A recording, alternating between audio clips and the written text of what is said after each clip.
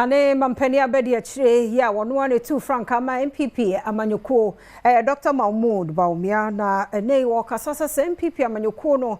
de tumi ne manu so wontu won franka ne nkunimdie ye ne dia na obeye mampeni a obehwe se ne ntutu ye nyina no eye de efa nipa ho sikasem ntutu ye nyina no eye ne ebeboa de hye wonu monkanko nkro bia benya no pepepe se de etie Dr. Bawumia de nentwabo ya obono atoye tifi mantemu ebawiye nansa ya oyisi ho so didi dwuma no nokuwie dwumadie no e wosehwe so ene bebia ne anyaso bekwa ya bato mpesua so a oguso ebone ntoa ekire siahene ne to ahene fo se wono monta na chibre to so mienu no mfa MPP amanyeko no franka atumi no enhye ne nsem me pese me hisa Ghana ye budget system no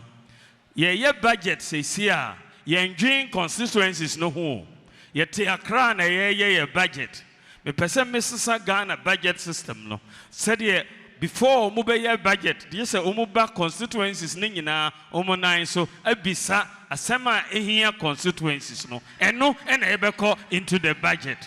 into me besisa Ghana budgeting system from 2029 budget we are moving to a constituency based budget system in Ghana constituency based budget system.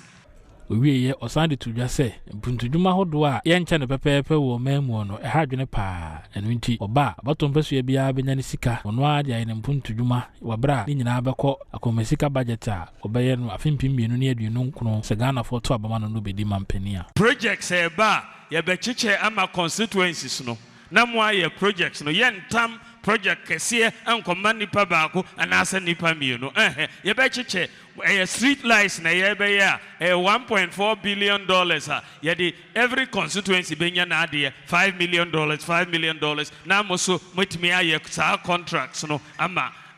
edi ejuma aba enti saade no ebe buaye nyina constituency based budget system no moso benya no ho mfaso